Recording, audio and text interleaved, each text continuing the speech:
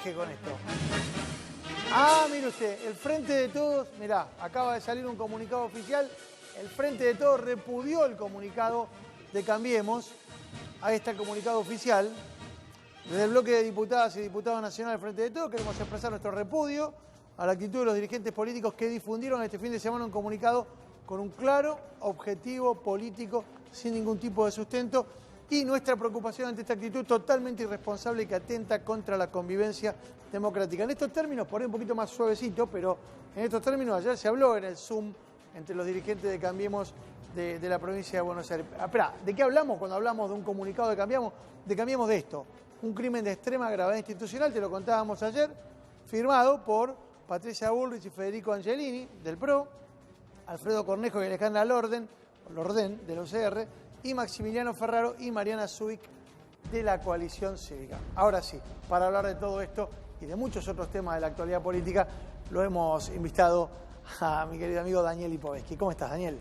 Hola, Mauro, buenas noches. Gracias Hola. por venir. ¿Cómo estás? No, un placer, como siempre. Bueno, en primer lugar, nos interesa mucho preguntarte por esto, porque este es uno de los temas sobre lo que se está debatiendo, y es si hay hoy en Cambiemos una división más profunda de lo que ustedes, por lo menos, venían contando hasta ahora.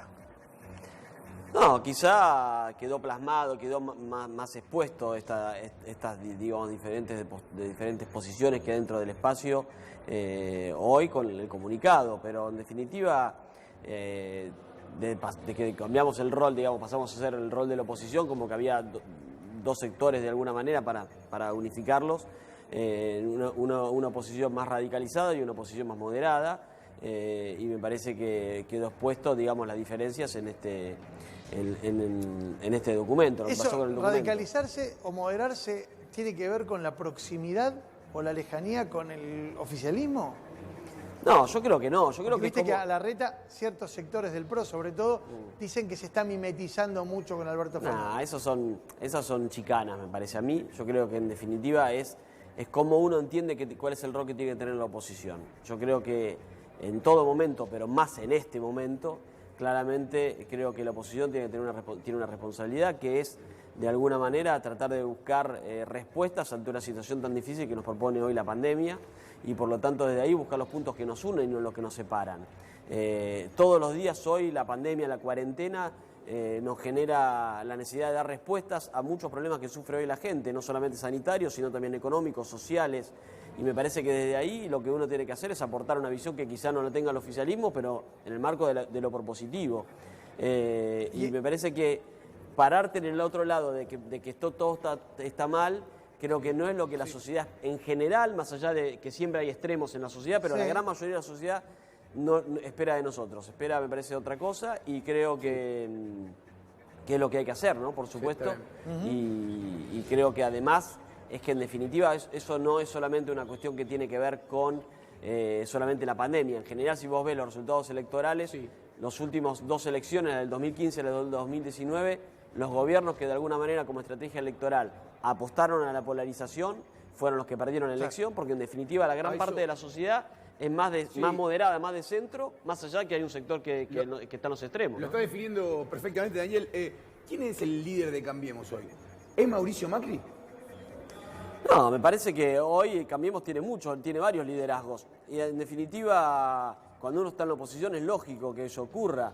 Cuando uno es oficialismo, está claro que siempre generalmente los liderazgos tienen que ver con quién detenta la presidencia. Está bien, pero ahí hay claramente un expresidente, que es Mauricio Macri, y vos, con esta respuesta, lo estás poniendo en el mismo lugar que, por ejemplo, doy nombres, no porque particularmente así lo sientas, sino porque son evidentes. Horacio Rodríguez Larreta, María Eugenia Vidal, algunos intendentes, algún que otro gobernador. ¿Están todos en la misma línea?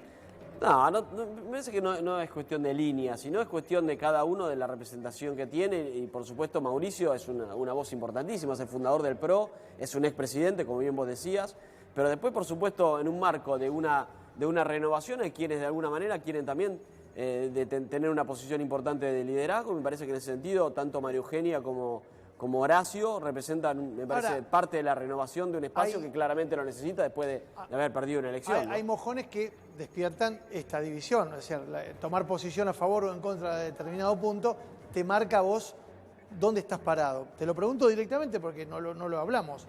respecto del comunicado de Juntos por el Cambio, este que hacíamos referencia, que ya fue repudiado recientemente por el Frente de Todos, pero ya había sido criticado por muchos dirigentes de tu espacio.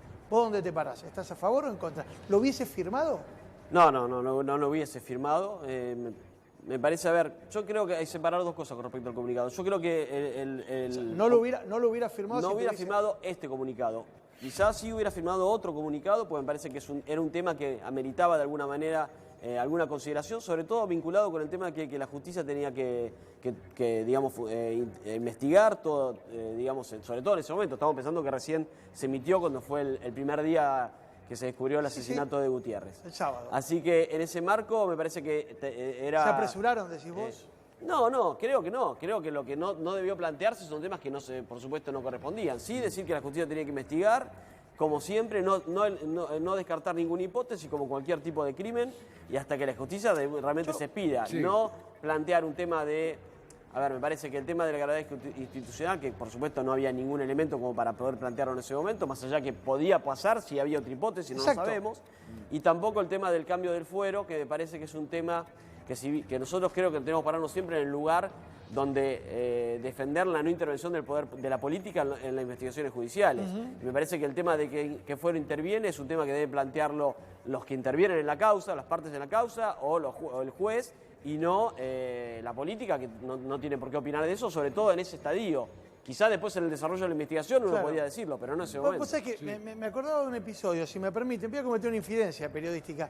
¿Se acuerdan cuando el año pasado ocurre el asesinato de un diputado frente al Congreso de la Nación, Sí, en la Plaza de sí. los Dos Congresos? Sí. Ese era el mismo día en el que Cristina Fernández de Kirchner presentaba su libro. Alberto Fernández todavía ni era candidato a presidente.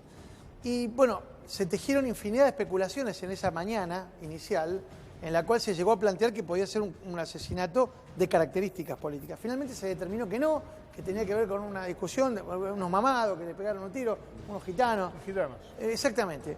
Pero voy al punto que nosotros estábamos al aire en ese momento en una emisión, en un canal colega, y yo hago referencia así. Me hice esta pregunta, me dije, ¿no habrá habido una gravedad institucional que amerite que la expresidenta deponga su actitud de presentar un libro en este contexto? Y me llama Alberto Fernández, que estaba tras la organización de esa presentación, y me dice, ¿por qué te parece que habría que hacer esto? ¿Y no te parece que...? No, esto es un crimen que seguramente va a esclarecerse rápidamente, pero que nada tiene que ver con lo político. Bueno, las horas le dieron la razón al que hoy es presidente. Sí. Digo, en esto hay que ser muy prudente, porque connotar políticamente un asesinato del que podemos ser víctima cualquiera, podemos ser víctima los periodistas, podemos ser víctimas, producto de la inseguridad, es bastante complejo cuando lo querés teñir de un tinte político. Y nos da la impresión que es lo que se pretendió hacer. Yo creo que sí, y en ese sentido que hay que ser coherente siempre, ¿no? Me parece que en ese sentido también hay que pensar que cuando así como yo digo hoy, que la oposición tiene que ser una oposición moderada y responsable, y no hacer lo que hizo algún sector que hoy es el oficialismo, que en su momento cuando fue oposición se paró en el lugar de criticar todo lo que Pero, se hacía. Daniel. Y en ese sentido me parece que hay que tratar de ser coherente. Así como somos coherentes en esto, también hay que pensar que en otras situaciones los actuales oficialistas también hicieron conjeturas con respecto a crímenes que quizás no estaban claros de ninguna manera que tenían que ver con los Daniel, pero en el caso de Santiago Maldonado, por ejemplo, ¿no? Bueno. Me parece que en ese marco, creo que la línea que tienen que sostener las fuerzas políticas, me parece que lo que pasó con Fabián Gutiérrez y con todo el comunicado con esto es una buena experiencia para las fuerzas políticas principales, es que cuando ocurre este tipo de situaciones, lo principal es decir que investigue la justicia. Una vez que la justicia se expida, ahí vamos a tener tiempo de opinar. Pero, diputado, ¿cree usted que Santiago Maldonado se ahogó porque tenía calor en agosto y se tiró en un río gélido vestido sin saber nadar? Cuando tenía a toda la gendarmería corriéndolo de atrás. Sí, seguramente. No, a ver, hay que separar las dos cosas. Una cosa es decir que fue un crimen de Estado, como se planteó, y otra cosa es que Santiago Maldonado se haya ahogado, quizá escapando de una situación de represión. No eso es un crimen de Estado. No, son dos cosas muy distintas, ni tampoco tiene gravedad institucional. Tendrá que ver con otras evaluaciones que hay que hacer desde la justicia. Espere, ¿cómo que no hay gravedad institucional cuando hay la participación de una fuerza federal en la represión? Además, lo dirá la justicia. ¿Ya lo ha dicho? No, todavía no hay sentencia en ese caso. ¿Hay sentencia? No, está claro, pero no hace falta, que haya una sentencia firme para demostrar los hechos. No, porque los hechos. Ni siquiera hay sentencia. Usted es abogado. Pero no hay sentencia. Ok, pero la sentencia. Ni firme ni no firme. La sentencia demuestra la culpabilidad o inocencia, sí, claro, pero no modifica los hechos. Y los hechos ocurrieron y Santiago Maldonado se tiró a un río perseguido por la gendarmería. Sí. Independientemente de que digan que los gendarmes son inocentes, la intervención de los gendarmes persiguiendo a Santiago Maldonado es un hecho que no está contrastado y para eso no hace falta una sentencia. Pero no es un crimen de gravedad institucional. Será un crimen, supongamos, pero no de gravedad institucional. Bien. No, está bien si está. Admite que hay un crimen, que hay la posibilidad de un crimen. No, va a tener que decir la justicia. No, en caso que corrobore todo lo que vos decís, que lo dirá la justicia, será un crimen, pero no es un crimen de gravedad institucional. Esto es lo que yo planteo. Daniel, quería preguntarle, si bien diría Laura Alonso que el odio técnicamente no es delito, este comunicado para mi tía Nelly de Bernal, el comunicado de Cambiemos, expresa odio. La pregunta va a usted y ya se la hice en este programa.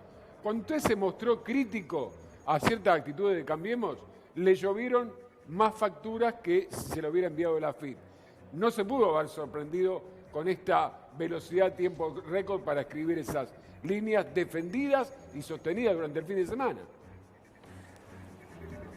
Yo separaría las dos cosas. Por supuesto que sí, yo creo que nuestro espacio tiene que ser lo más amplio posible y en ese sentido creo que los partidos políticos hoy pueden representar diferentes visiones. También pasa en el frente de todos. A ver, tenemos a Frederick y a Bernie, en dos posiciones absolutamente casi antagónicas en lo que tiene que ver en materia de seguridad. Y así hay varios ejemplos también en el frente de todos. En nuestro espacio también tenemos quizá a Patricia Burley con una posición y a mí y a otros más, incluso a María Eugenia Horacio en otra, y son parte de la amplitud. Yo los quiero todos adentro, no los quiero unos afuera y otros adentro. Yo quiero todos adentro, pero por supuesto entendiendo que el que opina distinto no hay que atacarlo, hay que entender lo que opina distinto y expresar nuestra opinión diferente. Es bastante parecido al peronismo eso, ¿no? Bueno, a ver, en definitiva yo vengo, aunque sea un poco provocador plantearlo de esta manera, cuando en su momento se fundó el PRO, se sumó gente que venía del peronismo, gente que venía del radicalismo, gente que venía de otros sectores, y me parece que esa fue una de las lógicas de construcción política que llevó a Mauricio a la presidencia. Para mí, después del 2015, ese proceso de ampliación se detuvo y lamentablemente creo que fue una de las causales de la derrota del 2019. Pero apelo a tu razonamiento sociológico, Daniel, porque estás haciendo una definición muy importante de lo que es lo que fue Cambiemos. Cuando llegaron al poder, al máximo poder, que es el Ejecutivo, se empezó a disolver eso de que era un partido, por decirlo así, que agarraba todo. Estoy haciendo una traducción global, pero de un arriba agarraba todo. Empezó a convertirse en un partido que se define, por lo menos ahora, se define no por un pro, sino por un anti. La columna vertebral en este momento de Cambiemos, o de Juntos por el Cambio, es el antiperonismo. ¿En qué momento, más allá del 2015, se refrendó, se volcó todas las fuerzas a hacer esto, a hacer un partido antiperonista? Porque es lo que está pasando en la Argentina. Digamos la verdad. O sea, la misiva, la carta de Juntos por el Cambio. Bueno, hacer una pregunta, carajo. No, la pregunta es ¿cuándo y en qué momento, más allá del 2015, empezó a ser Cambiemos un partido que tiene como núcleo ser el antiperonismo? No, es que no debe ser eso. No debe ser el partido del antiperonismo de ninguna manera. Pero es lo que es, Daniel. Bueno, no. A ver, me parece que lo que está faltando, y a tu respuesta es, yo creo que ese proceso que puede tener un tinte de lo que vos decís, se empezó a dar sobre todo después de cuando pasamos a ser oposición. Bueno, y esto tiene que ver con que no hubo todavía un debate, digamos, un balance de los 4 años de gobierno, que se hizo mal, que se hizo bien. Está bien. Y también una autocrítica. Te redoblo la apuesta. Déjame terminar la idea con respecto a eso, porque me parece que está bueno. Dale, sí. Voy a utilizar una frase. Hoy Aníbal, recién lo escuchábamos, utilizaba mucho el tema del fútbol, así que voy a también utilizar el tema del fútbol. Menotti en su momento, yo soy bilardista, pero voy a citar a Menotti. Menotti hablaba de volver a las fuentes. Bueno, cuando él diseñó todo, digamos, la estrategia en el 78 que lo llevó a ser campeón. Bueno, yo creo que también en ese sentido, Juntos por el Cambio tiene que volver a las fuentes. La reforma previsional, en la reforma previsional, esa guerra urbana que hubo en la reforma previsional, ¿fue la 125 de Cambiemos? Fue el parteaguas, digamos, fue la situación donde el antiperonismo se volcó todo hacia un lugar y esas barricadas también empezaron adentro de Cambiemos. Quizá fue un punto importante, digamos, en el proceso, pero yo creo que que a partir del momento que decidimos dejar de empezar a ampliar la base, digamos, de política del gobierno y nos empezamos a cerrar pensando que solamente con lo que teníamos alcanzaba, me parece que a partir de eso empezamos a tener menos chance de poder ganar la elección. Déjame volver sobre lo que hablábamos del antiperonismo, me parece interesantísimo esto, porque no quiero meter el dedo en la llaga, sé que tenés unas polémicas con este muchacho, pero justamente ayer polemizamos con él involuntariamente, me refiero a Fernando Iglesias, que ayer cuando se justificaba por las razones que decidió no participar en nuestro programa, estaba invitado ayer. Fíjate vos, en 3 tweets de 140 caracteres cada uno, arranca diciendo que el peronismo fue el que organizó la AAA, que fue un gobierno peronista el que promovió las persecuciones y desapariciones, ordenando a las Fuerzas Armadas a aniquilar a la subversión, que fue el peronismo acá que dictó el indulto. Fue el candidato peronista el que apoyaba la autoamnistía militar. Da la impresión que de Fernando Iglesias, diputado de Juntos por el Cambio, exuda un sentimiento bastante gorilón, por decirlo en términos respetuosos. Fue peronista el que mató a la madre de Bambi también. A ver, sí, yo por supuesto que no coincido con la visión de Fernando y hemos tenido polémicas en las redes sociales y también hemos tenido discusiones en lo personal. Él atribuye todos los males de este país al peronismo y yo por supuesto que no coincido de ninguna manera con eso. Yo creo que el peronismo es el movimiento político más importante de los últimos 80 años de la Argentina, con sus aciertos y con sus errores, que los ha tenido y muchos, y me parece que no se le puede atribuir la responsabilidad de lo que pasa hoy en la Argentina exclusivamente. Sí la tiene, como todos los que nos tocó gobernar en algún momento este país. Pero me parece que... Pero ¿no te parece que Juntos por el Cambio, que hay un sector que explota ese sentimiento antiperonista? Es un sector, así como hay un sector, así como el Frente de Todos tiene sectores más radicalizados y que les cuesta mucho la construcción, y lo he visto yo en el Congreso estos 4 años que estuve, y hay sectores mucho más dialoguistas. Creo que el presidente está dentro del sector de los dialoguistas, hay otros que no tienen esa misma línea. También en Juntos por el Cambio pasa lo mismo. Fernando Iglesias claramente expresa la visión. Es como un delía de Cambiemos, digamos. A ver, que es muy difícil de alguna manera con esa visión poder construir consensos dentro de un ámbito plural y legislativo, por supuesto. Pero bueno, me parece que es respetable más allá que uno no coincide. No, una broma para Fernando, le mandamos que si se armó la cámpora, él puede armar la Isaac Rojas, que sería una organización un poco bastante, supongo yo que tendría muchísima gente afiliada. Sí, a mí me gustaría agregar algo respecto al tema de Videla, ¿no? Porque a mí me parece que de alguna manera responsabilizar al peronismo porque fue nombrado Videla jefe del ejército antes del golpe del 76, me parece que es un tema para aclararlo. Claramente Videla fue, digamos, para poder haber sido el líder del golpe, tenía que tener un rol antes como jefe del ejército, pero por supuesto que el golpe lo hicieron las Fuerzas Armadas con el apoyo de algún sector de la sociedad, pero en definitiva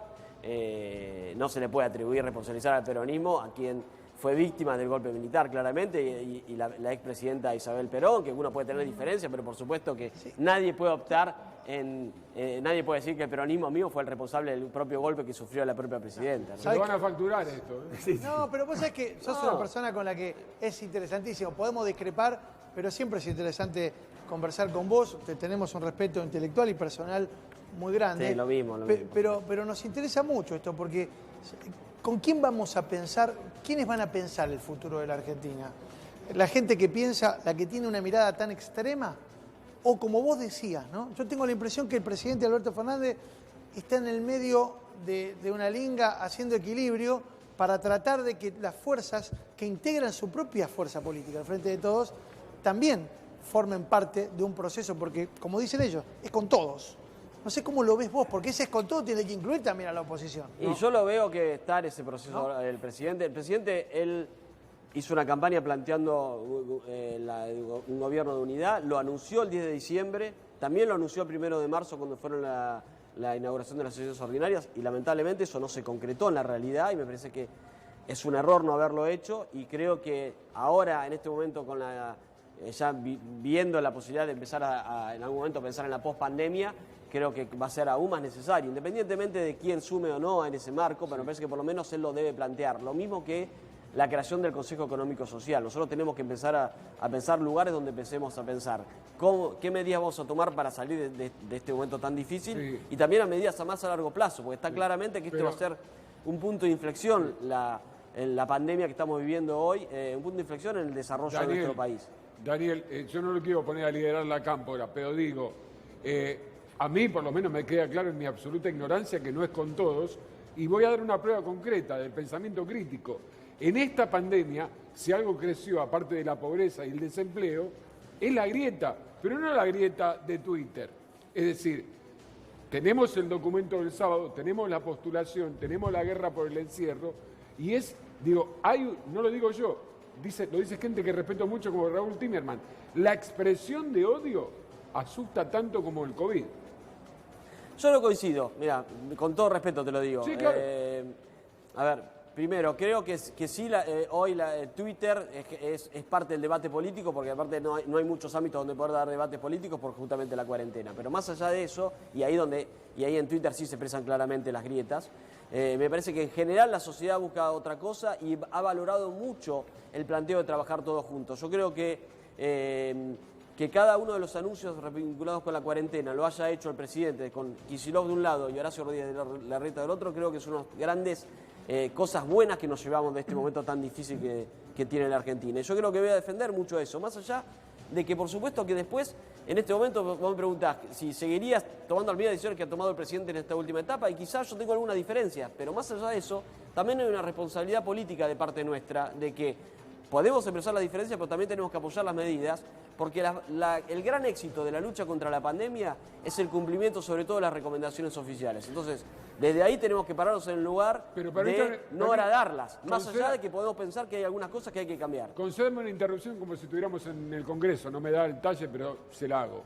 Digo, se llega a decir públicamente que Alberto Fernández se enamoró de la grieta y que se enamoró de la pandemia y que gestiona de la cuarentena. De la cuarentena, sí. Pero no lo decimos todo, lo puede decir algún dirigente, y por lo tanto ese dirigente tendrá que hacerse cargo de lo que dice. Yo creo que nadie puede pensar en que alguien se puede enamorar de un momento tan difícil como que estamos viviendo, que están sufriendo los argentinos, no solamente de la salud, sino ¿Usted no sobre cree todo que en de el lo Círculo social y lo Rojo no económico? piensan lo mismo? ¿Eh? Que en el Círculo Rojo y algunos sectores sindicales no piensan que realmente el presidente está traccionando su gestión desde la cuarentena. Mirá, cada uno se tendrá que hacer cargo. Yo la verdad que creo que en ese marco, insisto, que enfrentar esta pandemia era un desafío para todos los gobiernos, no solamente para el gobierno nacional, sino para todos los gobiernos provinciales, porque por supuesto nadie sabía cómo hacerlo, no lo supieron hacer tampoco países con un desarrollo mucho más importante como los europeos o Estados Unidos. Me parece que el planteo inicial del presidente y de los gobernadores y de Horacio Rodríguez Larreta, a quien destaco mucho en este marco, y también de María Eugenia, que lo acompaña en este mismo marco, fue el correcto. Por supuesto que después de 110 días tenemos que empezar a pensar cómo empezar a resolver algunos temas claves que va generando y que hoy hay que determinar, como son el tema económico, ¿no? Vos lo nombraste, Mauro, hace un ratito en la entrevista con Aníbal Fernández a Mario Ischi. Mario Ischi lo plantea muy claramente. Sí, no le quise repreguntar porque se fue para otro lado, pero Aníbal medio gambeteó eso. Claro, pero él es intendente, Mario Ischi es intendente de José Cepaz, y él plantea que José Cepaz, la mayoría de ese municipio, basa su funcionamiento en lo comercial y no en lo industrial. Él tiene la mayoría de sus negocios cerrados. Si no se resuelve ese tema, él plantea que para septiembre estamos como en el 2001. Es un tema a atender, no solamente pasa en José Cepaz, pasa en La Plata, en mi ciudad. En La Plata tenemos una situación comercial también realmente muy complicada, y es posible pensar en aperturas con muchos protocolos, con muchos cuidados, pero empezando a dar respuesta a los comercios que son parte de la fuente de funcionamiento de nuestras ciudades y nuestros municipios en la provincia, ¿no? Hay un sector más duro de Cambiemos que les reprocha esto, que les advierte, bueno, ahora con la pandemia está todo bien, pero cuando pase la pandemia, esto de estar tan dialoguistas con el gobierno va a terminar volviéndose en contra. Hay elecciones en 1 año y medio, no van a poder despegarse. Hay un sector que le factura esta actitud conciliadora, por llamarlo de alguna manera. Bueno, hay quienes creen que hay que diferenciarse permanentemente. Yo creo que el tiempo para mostrar nuestra diferencia va a ser el momento cuando se abre el periodo de discusión electoral. En el mientras tanto uno puede decir, mirá, en esto estoy de acuerdo, en esto no, proponer medidas que quizá al oficialismo no se le ocurren porque no responden a alguna situación. La semana pasada nosotros en la legislatura dimos media sanción a un proyecto de mi autoría que resuelve el problema que tienen hoy las pymes en la provincia, que no pueden, que las distribuidoras de energía no lo dejaban pagar por consumo y le seguían cobrando los cargos fijos como si estuvieran funcionando normalmente. ¿ves? Hay que pensar en y esas eso. cosas son medidas que uno propone y que de alguna manera quizá el oficialismo no la vio y nosotros la vimos y la propusimos y me parece que está bien. Esta historia de halcones y palomas ya se plantea desde ahora. Esta historia de el sector duro que dice, bueno, vamos contra estos, y el sector dialoguista, esto va a generar algún ruido interno. Pasa en todas las fuerzas políticas. Todas las fuerzas políticas tienen halcones y palomas, también lo tiene el Frente de Todos. Lo importante es tratar de entender de que el que es halcón no es el enemigo del que es una paloma, sino que ven diferentes visiones y tratar de contener a todos. El momento para diferenciarse entre los diferentes espacios políticos lo vamos a tener de sobra, porque además en la Argentina los procesos electorales son bastante largos, así que tiempo de sobra para plantear nuestras diferencias. Hoy creo que la sociedad argentina nos pide otra cosa y por eso está tan bien valorado esto que hablamos recién. Horacio, Axel y Alberto Fernández juntos anunciando cada uno de los temas vinculados con la pandemia. A ver, ejemplo, vamos a un ejemplo. Estás viajando en avión, hacen un congreso político en Brasil, se rompe el avión, lo bajan a 3 políticos y a vos te toca en el remis, te tocan 2 posibilidades de compañeros, ¿sí? Uno que te toca es... Qué retorcido que se Uno que te toca, te tenés que subir con uno de los dos, tenés que llegar además del larguero retorcido. Al aeropuerto, no, tenés que llegar al aeropuerto, ¿sí? Uno de los que te toca ahí es Iglesias, Fernando, y el otro es Heller. ¿En qué taxi te subís? No, con Heller. Ah, bueno. Ahí está, Carlos está escuchando. Carlos ya sabe que te subís con él. A ver, no, pero ¿por qué lo digo? Porque yo en general trato de... Hincha de Boca, por lo menos. Sí, además de ser hincha de Boca. No, pero además porque en definitiva yo creo que en las discusiones políticas uno tiene que tratar de personalizar lo menos posible. Y en ese marco, también yo valoro mucho a los que discuten ideas y no personalismos. Y de ahí me parece que Carlos es una persona con cual muchas cosas no coincido, pero por supuesto discutimos desde las ideas. Sí, si te llama Patricia Bullrich para decirte, Daniel, ¿qué te parece? ¿Qué idea me podés aportar para la conducción del partido que vos integrás? ¿Qué le decís? Que creo que tenemos que tratar de trabajar en no buscar al votante radicalizado, que es un votante que en definitiva el anti que hablamos es parte del voto de Juntos por el Cambio, sino tratar de buscar a otros sectores que hoy no se sienten representados por estas posiciones radicalizadas de Juntos por el Cambio, ni tampoco con el Frente de Todos. Me parece que hay un sector muy importante de gente más moderada que está buscando propuestas distintas y que hoy nadie los está representando. Ese es el consejo, el comentario que le harías, digamos. Ese sería el comentario que le haría y me parece que hay que trabajar en ese marco. Yo insisto, yo no estoy planteando que es Patricia sí, Patricia no. Yo la quiero tener a Patricia dentro del espacio político y también quiero tener a sectores más moderados dentro del espacio político y me gustaría ampliarlo a otros dirigentes. Por ejemplo, me encantaría que de alguna manera podamos trabajar juntos con Margarita Stolbizer, con quien tengo una gran relación personal y el más respeto político. Y así hay muchos dirigentes que podríamos tratar de trabajar en un proceso de construcción política más amplia. Un gustazo tenerte acá, como Amigo, siempre. Un placer. Gracias, y Mauro, la gente disfrutando mucho siempre de esta Mauro. posibilidad de dar un debate y de charlar con gente con la que uno puede pensar más o menos diferente, pero que es importantísimo validarlo y validar sus testimonios para poder compartirlos. No, te iba a decir que la idea de la Sebrelli y la Isaac Rojas está aprendiendo. Lo van a hacer las unidades básicas. Perdón. La Sebrelli y la Isaac Rojas. Son las dos posibilidades. Sebrelli o la Isaac Rojas. Todavía no se sabe, pero lo van a hacer supuestamente la unidad básica en los locales de la TAM, que Sí, queden bueno, vacíos. de este lado ya estaba, la John William Cook ya estaba. Sí, por eso. Tenés una Bueno, cuanta. alguno tiene que haber. Bueno, hay que compensar. Sí, pero nunca nosotros tendríamos una agrupación que se llame la Isaac No, Rojas. ya ahí, sé, ahí es un tema que de ninguna Ese manera. de ninguna manera. De ninguna manera. Gracias, Dani. Placer, gracias. Atención, atención.